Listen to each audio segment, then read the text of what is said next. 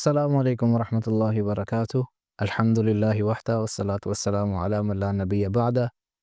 اشہد ان لا الہ الا اللہ وحدہ لا شریک لہ واشہد ان محمدا عبدہ ورسولہ۔ رب اشرح لی صدری ویسر لی امری واحلل عقدۃ من لسانی یفقہوا قولی۔ قال اللہ تبارک وتعالی فی القرآن المجید اعوذ باللہ السمیع العلیم من الشیطان الرجیم۔ یا ایہا الناس انا خلقناکم من ذکر وانثی وجعلناکم شعوبا وقبائل لتعارفوا ان اکرمکم عند اللہ اتقاکم ان اللہ علیم خبیر۔ محترم ناظرین کرام، آج کے ایپیسوڈ میں انشاءاللہ ہم سورۃ الحجرات کی آیت نمبر 13 کو ڈسکس کریں گے، اس کی تفسیر دیکھیں گے۔ اللہ رب العالمین نے اس آیت کی ابتدا میں ارشاد فرمایا یا ایہا الناس، اے لوگو۔ اس سے پہلے ہم یہ دیکھ چکے ہیں کہ 5 آیات میں اللہ تعالیٰ نے یا ایہا الذین آمنوا کے الفاظ استعمال فرمائے تھے، یعنی اے ایمان والو۔ لیکن اس آیت میں یا ایہا الناس کہا کہ اے لوگو، تمام انسانیت کو خطاب ہے اللہ رب العالمین کی طرف سے، کیونکہ یہ مسئلہ جو یہاں پر بیان کیا جا رہا ہے یہ سب انسانوں کے اندر اس کی نشاندہی ہوتی ہے۔ تو اللہ تعالیٰ فرماتے ہیں یا ایہا الناس، اے لوگو، انا خلقناکم من ذکر و انثی، ہم نے تمہیں پیدا کیا۔ تو اللہ تعالیٰ کی خالقیت کا یہاں پر تذکرہ ہے۔ انسانوں کو یہ بات سمجھائی گئی ہے کہ تم جو دیگر معبودان کی طرف جھک رہے ہو، دیگر لوگوں کی پوجا کر رہے ہو اور سمجھتے ہو کہ وہ تمہارے نفع نقصان کے مالک ہیں، تو یہ بات ذہن نشین کر لو، انا خلقناکم، ہم نے تمہیں پیدا کیا ہے۔ اللہ رب العالمین جو بادشاہ عالمین ہے، ملک الناس ہے، اسی نے، وہی رب الناس ہے، اسی نے سب کو پیدا کیا ہے۔ تو ہمیں اس بات کو ذہن نشین رکھنا ہے کہ ہمارا خالق وہی ہے۔ اور اس نے ہمیں پیدا کیسے کیا؟ من ذکر و انثی، ایک مرد اور ایک عورت سے، یعنی آدم علیہ السلام اور ان کی بیوی اماں حوا سے علیہ السلام۔ یہ 2 ہستیاں ہیں جن سے انسانیت کی ابتدا ہوتی ہے۔ اللہ تعالیٰ نے سورۃ النساء کی ابتدا میں یہ بات ارشاد فرمائی ہے یا ایھا الناس اتقوا ربکم الذی خلقکم من نفس واحدہ وخلق منہا زوجہا، لوگوں اپنے رب سے ڈرو جس نے تمہیں ایک جان سے پیدا کیا، پھر اس جان سے اللہ تعالیٰ نے اس کی بیوی بنائی، اور پھر ان دونوں کے ذریعے اللہ تعالیٰ نے بہت سارے مرد اور عورتیں اس دنیا میں پھیلا دیے۔ تو بنیادی طور پر اللہ رب العالمین نے سب سے پہلے آدم علیہ السلام کو پیدا کیا، پھر اماں حوا کو پیدا کیا گیا انہی سے، اور پھر ان دونوں سے میری اور آپ کی پیدائش ہوئی ہے۔ تو جس اللہ تعالیٰ نے یہ ہمارے اس دنیا میں آنے کا ذریعہ بنایا، تو وہی اللہ اس بات کا حقدار ہے کہ ہم اسی کی عبادت کریں، اسی کے سامنے اپنے آپ کو جھکائیں۔ اور پھر اللہ تعالیٰ نے ہمیں پیدا کیا، اور پیدا کرنے کے بعد وَجَعَلْنَاكُمْ شُعُوبًا وَقَبَائِلَ، ہمیں مختلف گروہوں میں، مختلف قبائل کے اندر اس نے بانٹ دیا۔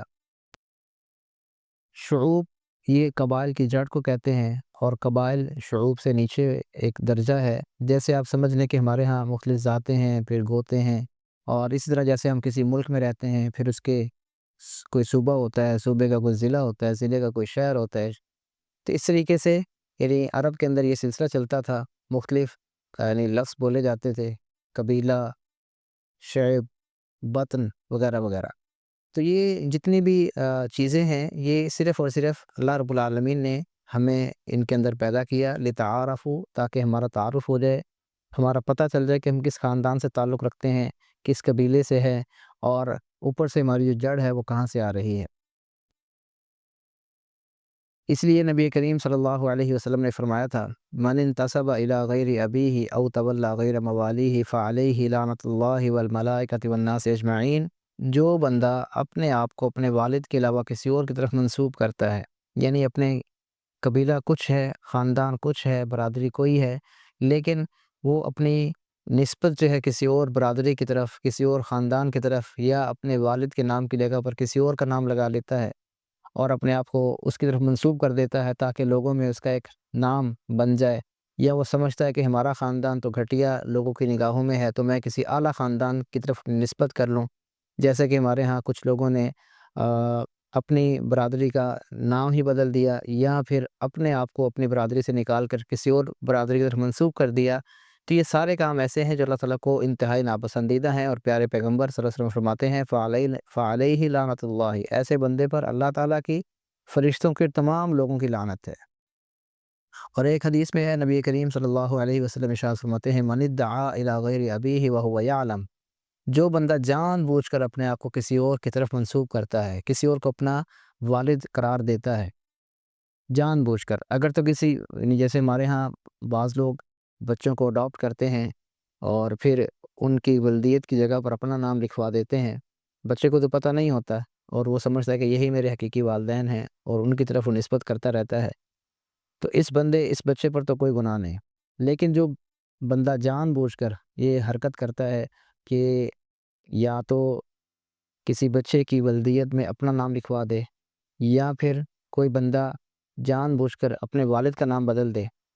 یعنی کسی اور کو اپنا والد قرار دے دے، تو آپ صلی اللہ علیہ وسلم فرماتے ہیں فالجنت علیہ حرام، ایسے بندے پر اللہ تعالیٰ نے جنت کو حرام کر دیا ہے۔ تو یہ انتہائی سنگین حرکت ہے۔ اسی طرح ایک روایت میں یہ الفاظ بھی ہیں، نبی کریم صلی اللہ علیہ وسلم ارشاد فرماتے ہیں لیس من رجل ادعا لغیر ابیہ وهو یعلمہ الا کفر، جو بندہ اپنے تئیں کسی اور کا بیٹا کہے اپنے آپ کو، اور وہ جانتا بھی ہے کہ وہ اس کا بیٹا نہیں ہے، یعنی وہ جان بوجھ کر اپنے والد کے علاوہ کسی اور کو اپنا والد بتاتا ہے، تو ایسا بندہ اسلام سے نکل جاتا ہے، یا کم از کم وہ ایسی روش اختیار کرتا ہے جو مسلمانوں کی نہیں ہے۔ تو پیارے پیغمبر صلی اللہ علیہ وسلم کی احادیث، اللہ تعالیٰ کا فرمان ہمیں یہ بتاتا ہے کہ ہمیں اللہ تعالیٰ نے جہاں چاہا، جیسے چاہا، جس خاندان میں چاہا، جس علاقے میں چاہا پیدا کر دیا، تو یہ اللہ تعالیٰ کی مرضی ہے، اس کی مشیت ہے۔ ہمیں اس حوالے سے کسی کمپلیکس کا شکار نہیں ہونا چاہیے، احساس کمتری میں نہیں جانا چاہیے۔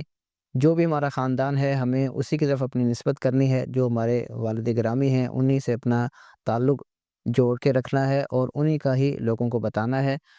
اس طریقے سے اپنی احساس کمتری کو مٹانے کے لیے، یا لوگوں میں اپنے آپ کو بلند تر بتانے کے لیے غلط نسبت جوڑ لینا، یہ انتہائی خطرناک حرکت ہے۔ تو نبی کریم صلی اللہ علیہ وسلم ہاشمی تھے، قریشی تھے، آپ وسلم نے ہمیشہ یہی بتایا، صحابہ اکرام رضی اللہ تعالی مجمعین میں سے جس کا جس خاندان سے تعلق تھا وہ اسی کی طرف اپنی نسبت کرتے تھے۔ تو ہمیں بھی اس چیز کو یعنی دیکھنا ہے، اور پھر یہ جو قبیلے، یہ ذاتیں، یہ خاندان، یہ بڑائی کا معیار نہیں ہے۔ اسلام کی نگاہ میں، اللہ تعالیٰ کی نگاہ میں، نبی کریم صلی اللہ علیہ وسلم کی نگاہ میں یہ چیزیں میٹر نہیں کرتی تھیں، بلکہ یہ چیز دیکھی جاتی تھی کہ کون بندہ کتنا زیادہ اللہ تعالیٰ سے تعلق رکھنے والا ہے، کتنا زیادہ اللہ تعالیٰ کا تقویٰ اپنے دل کے اندر پیدا کرنے والا ہے۔ اللہ تعالیٰ فرماتے ہیں ان اکرمکم عند اللہ اتقاکم، اگر تم کسی خاص قبیلے میں پیدا ہو گئے ہو تو یہ باعث فخر نہیں ہے، کسی خاص خاندان سے تمہارا تعلق ہے تو یہ بات تمہارے لیے فخر و غرور کا باعث نہیں بننی چاہیے، بلکہ اصل چیز یہ ہے کہ تمہارے اندر تقویٰ کتنا ہے۔ تو جتنا جس بندے کے اندر تقویٰ ہے وہی بندہ اللہ رب العالمین کے ہاں اتنا ہی معتبر، اتنا ہی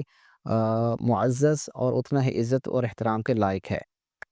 دنیا کے لوگوں کے نزدیک عزت کا معیار خوبصورتی ہوتا ہے، یا کسی کا اعلیٰ خاندان سے تعلق ہونا، یہ اس کے لیے عزت کا معیار بنتا ہے، یا کسی کے پاس دنیاوی علم کتنا ہے، سائنس ٹیکنالوجی کا علم کتنا ہے اس کے پاس، یہ چیز اس کے لیے عزت کا معیار بنتی ہے، یا کسی کے پاس دولت کتنی ہے، یا کسی کے پاس عہدہ اور منصب پوسٹ کتنی ہے، وہ کتنے اونچے لیول پہ کام کر رہا ہے، یہ چیزیں دنیا کے لوگوں کے ہاں معیار بنتی ہیں عزت کا، لیکن اللہ تعالیٰ کے ہاں عزت کا معیار تقویٰ ہے۔ ان اکرمکم عند اللہ اتقاکم، اور تقویٰ کی وجہ سے ہی اللہ رب العالمین مومنوں میں سے ان لوگوں کو جو تقویٰ شعار ہوتے ہیں اپنا دوست قرار دیا اللہ تعالیٰ نے۔ الا ان اولیاء اللہ لا خوف علیہم ولا هم یحزنون، سن لو بے شک اللہ تعالیٰ کے جو دوست ہیں ان پر نہ کوئی خوف ہوگا اور نہ وہ غمگین ہوں گے۔ الذین آمنوا وکانوا یتقون، یہ اللہ تعالیٰ کے اولیاء کون ہیں؟ یہ وہ لوگ نہیں ہیں جو پورا سال نہاتے نہیں ہیں، یہ وہ لوگ نہیں ہیں جو مختلف کرامات کے دعوے دار ہیں، یہ وہ لوگ نہیں ہیں جو لوگوں کی جیبوں پر نظر رکھتے ہیں، بلکہ یہ وہ لوگ ہیں آمنو، جو ایمان والے ہیں، وکانوا یتقون، اور جو متقی ہیں۔ تو جو بندہ احکامات الہی کا پابند ہے وہ عزت دار ہے، وہ اللہ تعالیٰ کی نگاہ میں معزز ہے۔ اگرچہ غلام ہی کیوں نہ ہو یا آزاد کردہ غلام کیوں نہ ہو، اگرچہ معاشرے میں لوگ اس کو حقیر سمجھتے ہوں، لیکن اللہ رب العالمین کے ہاں ایسے بندے کی بہت زیادہ عزت ہے۔ اور اس کے برعکس جو اللہ کا نافرمان ہے، احکامات الہی کا تابع فرمان نہیں ہے اور اپنی مرضی کی زندگی گزارنے کی کوشش کرتا ہے، تو یہ بندہ بظاہر دنیا میں کتنا ہی معزز کیوں نہ ہو، اللہ تعالیٰ کے نگاہ میں، اللہ تعالیٰ کے ہاں یہ مچھر کے پر کے برابر بھی عزت نہیں رکھتا ہے۔ نبی کریم صلی اللہ علیہ وسلم ارشاد فرماتے ہیں، ان اللہ عز وجل قد اذهب عنکم عبیت الجاہلیت وفخرها بالآباء، بے شک اللہ تعالیٰ نے تم سے جاہلیت کے نخوت اور غرور کو ختم کر دیا ہے اور باپ دادا کا نام لے کر فخر کرنے سے روک دیا ہے۔ مؤمن تقی و فاجر شقی، اب دو قسم کے لوگ باقی ہیں، یا تو متقی اور پرہیزگار مومن، اور یا پھر بدبخت اور فاجر۔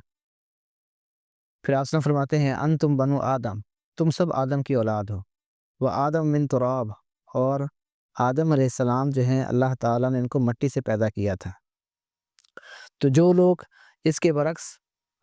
فخر کرتے ہیں اپنے آباء و اجداد پر اور اپنے خاندان پر، تو ایسے لوگ اللہ تعالیٰ کی نگاہ میں بہت حقیر سمجھے جاتے ہیں۔ اسی طرح نبی کریم صلی اللہ علیہ وسلم نے فرمایا تھا، ایام تشریق میں جو آپ نے خطبات دیے لوگوں کو، جس کو خطبہ حجۃ الوداع بھی کہا جاتا ہے، انہیں خطبات میں سے خطبے میں آپ صلی اللہ علیہ وسلم نے یہ بھی فرمایا تھا، یا ایھا الناس الا ان ربکم واحد، لوگو یقیناً تمہارا رب ایک ہے، وان اباکم واحد، تمہارا باپ بھی ایک ہے، الا لا فضل لعربی علی اعجمی ولا لعجمی علی عربی، کسی عربی کو اجمی پر، کسی اجمی کو عربی پر کوئی فضیلت حاصل نہیں ہے، ولا لاحمر علی اسود ولا اسود علی احمر، کسی گورے کو کالے پر، کالے کو گورے پر کوئی فضیلت حاصل نہیں ہے اللہ تعالیٰ کی نگاہ میں، الا بالتقوی، مگر تقوی سے۔ تو اللہ تعالیٰ کی نگاہ میں اگر محبوب بننا ہے، اللہ تعالیٰ کے ہاں اگر اپنا مقام بنانا ہے، تو ہمیں کیا کرنا ہے؟ اپنے اندر تقوی کی صفت پیدا کرنی ہے۔ اور یہ جو ماہ مبارک اللہ رب العالمین نے ہمیں ایک مرتبہ پھر عطا فرما دیا ہے، یہ اسی لیے آیا ہے تاکہ اپنے اندر ہم تقوی پیدا کریں۔ اور تقوی اس چیز کا نام ہے کہ ہم ہر کام کرتے ہوئے یہ بات چیز ذہن میں رکھیں کہ اللہ رب العالمین ہمیں دیکھ رہے ہیں۔ ہم روزے کی حالت میں کھانا نہیں کھا رہے، پانی نہیں پی رہے، جبکہ ہمارے سامنے کھانا بھی موجود ہے، پانی بھی موجود ہے، کوئی دیکھنے والا بھی نہیں ہے، لیکن صرف اللہ رب العالمین کے ڈر سے کہ اگر ہم نے یہ کام کیا تو ہمارا روزہ ٹوٹ جائے گا اور اللہ تعالیٰ ہم سے ناراض ہوں گے، ہم اس حلال چیز کو اپنے اوپر حرام کیے ہوئے ہیں اللہ تعالیٰ کے حکم پر۔ تو جس اللہ کے حکم پر ہم نے اس حلال کو اپنے اوپر حرام کر لیا ہے، اسی اللہ کے حکم کو مانتے ہوئے ہم حرام کو حرام اگر سمجھ لیں تو ہم متقی بن جائیں گے، کیونکہ اللہ تعالیٰ کا حکم مان لینا یہ متقی کی صفت ہے۔ اور تقوی کی جو ایک بہترین تعریف کی گئی ہے وہ یہی ہے کہ انسان وہ کام کرے جن کے کرنے کا اللہ نے حکم دیا ہے اور ان کاموں سے رک جائے جن سے اللہ تعالیٰ نے روکا ہے، تو یہ بندہ متقی ہے۔ تو ہم دنیا کے جو حکمران ہیں، جو ہمارا پارٹی لیڈر جس کو ہم اچھا سمجھتے ہیں، اس کی نگاہوں میں تو ہم معتبر بننے کے لیے اپنی جان پر کھیل جاتے ہیں، جیلوں میں چلے جاتے ہیں، لیکن اللہ رب العالمین جو ساری کائنات کا خالق و مالک ہے، کیا ہم اس کی نگاہوں میں محبوب نہیں بننا چاہتے؟ یقیناً ہمیں اس بات کی کوشش کرنی چاہیے کہ ہم اپنے خالق اور مالک کی نگاہوں میں محبوب بن جائیں، وہ اپنے معتبر اور مستند اور معزز لوگوں میں ہمارا شمار کر لے۔ تو اس کے لیے کرنا کیا ہے؟ ان اکرمکم عند اللہ اتقاکم، ہمیں اپنے اندر تقوی پیدا کرنا ہے، کیونکہ اللہ تعالیٰ کے ہاں تقوی کا جو معیار ہے، یہی اس چیز کا معیار ہے کہ عزت کسے ملے گی۔ سرور فرماتے ہیں، ان اکرمکم عند اللہ اتقاکم ان اللہ علیم خبیر، کہ اللہ تعالیٰ علیم، ہر چیز کو جاننے والا ہے، جو چیز ظاہر نظر آتی ہے اس کو بھی جانتا ہے، جو پوشیدہ ہے اس کی خبر رکھتا ہے۔ ان اللہ علیم خبیر، اللہ تعالیٰ ہر چیز کو جاننے والا ہے اور ہر چیز کو کی خبر رکھنے والا ہے۔ چاہے ہم لوگوں کے سامنے بڑا ایک متقی اور پرہیزگاروں والا منہ بنا کر بیٹھ جائیں، لیکن اللہ تعالیٰ جانتا ہے کہ ہمارے دل میں کیا ہے، تو اس لیے فرما دی ان اللہ علیم خبیر۔ یہ نہ سمجھنا کہ صرف ظاہری طور پر ہم نے اپنے آپ کو بدلنا ہے، نہیں، ظاہر بھی بدلنا ہے، باطن بھی بدلنا ہے۔ بعض لوگ سمجھتے ہیں کہ ہمارے اندر تقوی ہونا چاہیے، باہر اس کا اظہار نہ ہو، ہم داڑھی نہ رکھیں، ہم جو ہے دینی احکامات پر عمل نہ کریں، کوئی بات نہیں، ہمارے اندر تو تقوی موجود ہے، لیکن صحیح بات یہ ہے کہ اندر بھی تقویٰ ہونا چاہیے، باہر بھی تقویٰ ہونا چاہیے۔ جب تقویٰ انسان کے اندر آ جاتا ہے تو پھر انسان کی زندگی بدل جاتی ہے، اور انسان پھر نہ رشوت لینے کی طرف جاتا ہے، نہ سود کھانے کی طرف جاتا ہے، نہ جوئے کی طرف جاتا ہے، نہ ملاوٹ کی طرف جاتا ہے، نہ جھوٹ بولنے کی طرف، نہ لوگوں کا مال ہڑپ کرنے کی طرف، نہ کسی کو گالی دینے کی طرف جاتا ہے۔ ان تمام برائیوں سے بچانے والی جو چیز ہے وہ اللہ کا تقویٰ ہے، اور یہ تقویٰ انسان کو اسلامی معاشرے میں معزز بناتا ہے، اسلامی معاشرے کے افراد کی جو تعلقات ہیں ان کو بہتر بناتا ہے، کیونکہ جب ہر بندہ تقویٰ شعار بنے گا تو ہر بندہ اس بات سے بچے گا کہ میں نے دوسرے کی دل آزاری نہیں کرنی، دوسرے کے معاملات میں ٹانگ نہیں اڑانی، دوسرے کو میں نے اس کی عزت، اس کی جان، اس کی مال کی حفاظت کرنی ہے، اس کو خراب نہیں کرنا ہے۔ جب ہر بندہ اپنی ذمہ داری سمجھے گا اس چیز کو تو انشاءاللہ معاشرہ بہتر بنے گا، اور جب معاشرہ بہتر بنے گا تو انشاءاللہ امن و سکون ہوگا، اور امن و سکون کے ساتھ ہم اللہ رب العالمین کی عبادت کرنے کے قابل بن جائیں گے۔ اللہ رب العالمین سے دعا ہے کہ اللہ تعالیٰ مجھے اور آپ کو تقویٰ اختیار کرنے کی، اور اللہ تعالیٰ کے احکامات کو سمجھنے کی اور اس پر عمل کرنے کی توفیق عطا فرمائے۔ وآخر دعوانا ان الحمد للہ رب العالمین۔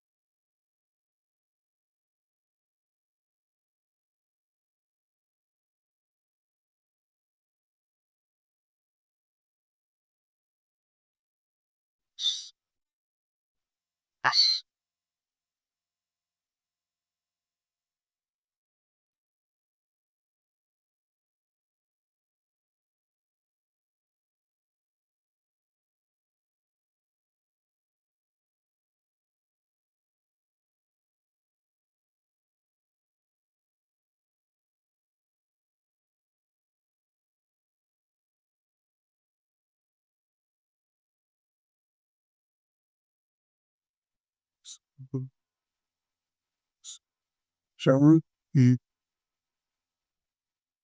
she, to me.